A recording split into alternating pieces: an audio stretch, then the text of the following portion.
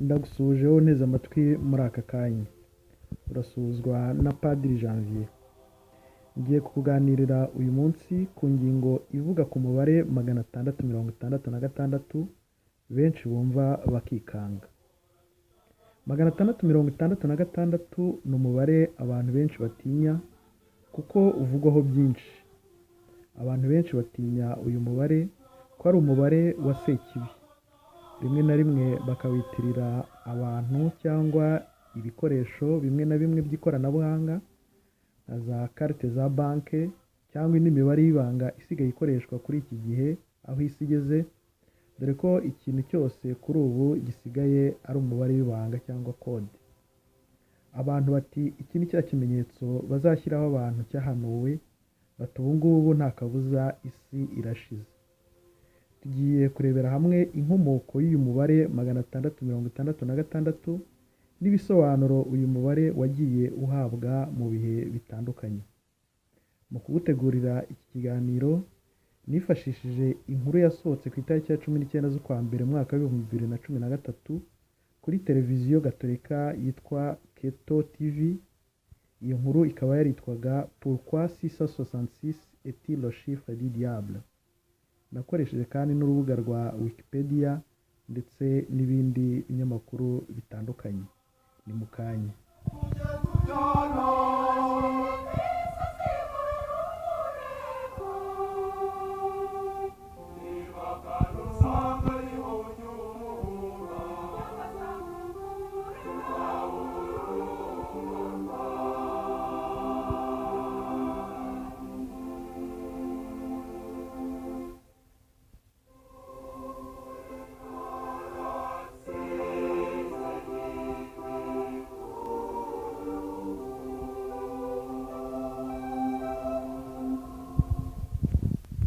Mbere na mbere uyu mubare 666 ugaragara mu byahishuriwe Yohana Intumwa.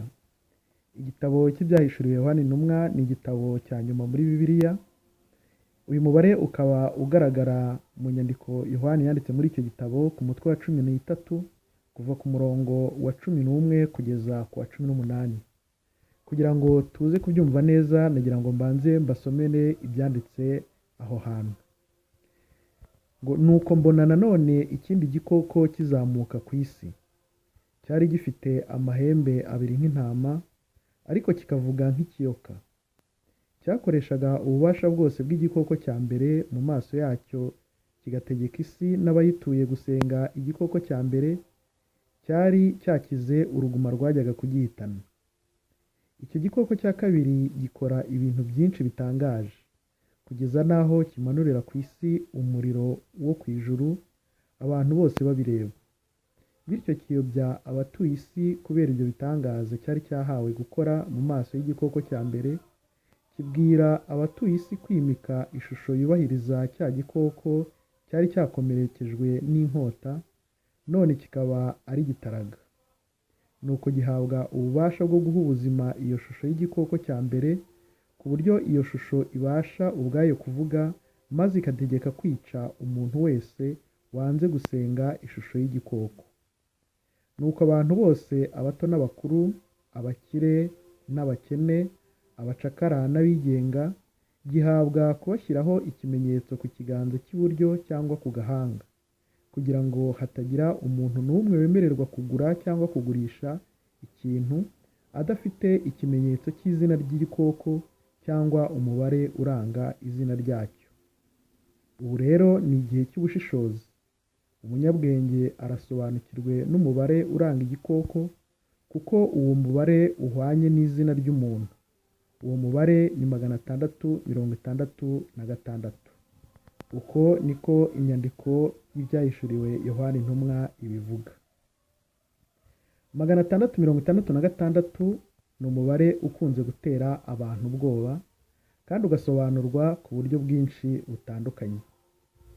Inyandiko y'ibyahishuriwe Yohana Intumwa hari impamvu ikoresha imvugo ijimije cyangwa igakoresha ibimenyetso, kuko uretse na 666 hari n'indi mibare muri iyo nyandiko Yohani akoresha, nk'umubare 7 ugaragara mu byahishuriwe Yohana intumwa inshuro zigeze kuri 55. Hari n'indi mibare igaragaramo nka 12, 1000, 24. Iyo mibare ikaba igaragara inshuro zigera kuri 42. Impamvu rero Yohani akoresha ibimenyetso ni uko abakristu ari nabo yari yandikiye agira ngo bakomeze, bari bari mu bihe bikomeye byo gutotezwa n'ingoma y'abaromani yari ifite igice kinini cy'isi. Reka hano nsobanure gato. Nyuma y'urupfu rwa Yezu, abamukurikiye n'abakomeje kwigisha iryo zina barahizwe ukwari, baricwa, abandi barahunga bava i Yerusalemu, harimo n'intumwa. Aho bageze hose rero bakagenda bamamaza ivanjiri. Ni na gutyo ivanjiri yagiye ikwira mu bindi bice mu myaka ya mbere. Yohani iyi nyandiko y'ibyahishuwe yayandikiye ku kirwa cya Patmos, ubu ni mu Bugereki, aho nawe yari yarahungiye. Ayandika agira ngo akomeze abakristu aho bari baherereye hose. Birumvikana rero ko yagombaga gukoresha imvugo ishushanyije kugira ngo yumvwe na bene yo, ari bo abakristu, ubutegetsi butabitahuye. Kuko uretse ibyo by'umubare cyangwa by'igitabo cy'ibyahishuriwe Yohana intumwa, no mu myaka ya mbere y'abakristu hagati yabo bakundaga gukoresha ibimenyetso bitandukanye nk'ifi, umugati n'ibindi. Hanyuma iyo wanyuraga ahantu hari icyo kimenyetso uri umukristu, wahitaga umenya ko aho ngaho hari mugenzi wawe. Ubukristu bwakorwaga mu ibanga n'ibimenyetso bikomeye, kubera yuko iyo bavumburwaga bahitaga bicwa ako kanya. Aha ngaha rero niyo mpamvu uzasanga mbere y'umwaka wa 313 ubwo Empereur cyangwa umwami w'abami Constante yatangaga ihumure ku bakristu, iriya myaka ya mbere rero ya mbere y'ihumure habayemo itotezwa rikabije ry'abakristu, baricwa. Niyo mpamvu uzasanga rero nk'uko nabivuze mu yindi nkuru, abatagatifu benshi dusanga kuri kalendari muri iriya myaka ari abamaritiri cyangwa abahuwe Imana, ugasanga rero bagaragara muri iriya myaka ya mbere. Ngarutse ku byo Yohani avuga ajimije n'ibimenyetso akoresha, birumvikana ko icyo gihe yandikaga mu kinyejana cya mbere abarwanya kristu ari ingoma y'abaromani. Noneho abasesengura iyi nyandiko nka Mutagatifu Irene n'abandi banyamateka babigarutseho cyane. Hari n'abahuza imibare bakabihuza n'umwami wayoboraga iyo ngoma y'abaromani icyo gihe witwaga Nero, watoteje abakristu cyane, akabatwika, akabica n'izindi mpfu ziteye ubwoba. Bakavuga ko izina rye Kayizari ni izina ry'ubwami, naho Nero akaba ari izina rye bwite. Cesar Nero, uvanyeho rero inyajwi ugasigarana ingombajwi, buri ngombajwi mu rurimi rw'Igihebureyi ikaba ifite umubare bijyana. Bakavuga ko abo basesengura yo bahuje imibare, iyo mibare y'ingombajwi zigize iryo zina Cesar Nero, KSR na NRWN bihura neza n'umubare 666, akaba ari we urwanya kristu. Yohani yabwiraga abakristu b'icyo gihe, dore ko anabivugaho mu byahishuriwe Yohana intumwa umutwe wa 13 umurongo wa 15, avuga ati nuko gihabwa ububasha bwo guha ubuzima iyo shusho y'igikoko cya mbere, ku buryo iyo shusho ibasha ubwayo kuvuga, maze igategeka kwica umuntu wese wanze gusenga ishusho y'igikoko. Icyo gihe rero nk'uko amateka y'abahawe Imana abitwereka, iyo wangaga kuramya imana z'ubwami cyangwa kwanga kuramya umwami w'abaromani, umukristu nyine icyo gihe yahitaga yicwa. Ukomeje kugendera ku mibare rero, uretse ingoma y'abaromani tukajya mu buryo bwaguye, umubare 6 mu mvugo ya Bibiliya uvuga ikintu kituzuye cyangwa ikintu cyanduye, naho 7 ukavuga ikintu cyuzuye cyangwa ikintu gitunganye. 7 rero uvanyeho rimwe risobanura cyangwa rishushanya Imana, ubwo biba bisobanuye ikintu kidatunganye cyangwa ikintu cyanduye, kuko nyine kiba kitarimo Imana. 7 kuvanamo 1 ni 6, iyi mubare nyine w'ikintu kituzuye. 6 6 6 rero kuwusubiramo inshuro 3 akaba ari ukwerekana ko ari ikintu cyanduye cyangwa ikintu kidatunganye mu buryo bukomeye.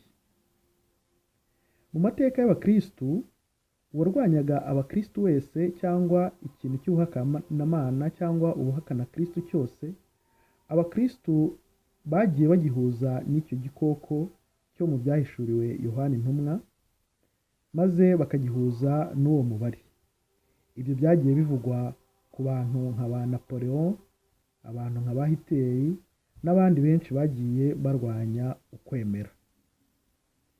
Igikuru rero ku bakristu si ukumenya ngo ninde uyu mubare usobanura cyangwa icyo ushatse kuvuga, ahubwo igikuru ni ukumenya ko Sekibi ihora irwanya Imana, ishuka abantu ngo ibigarurire bubi na bwiza.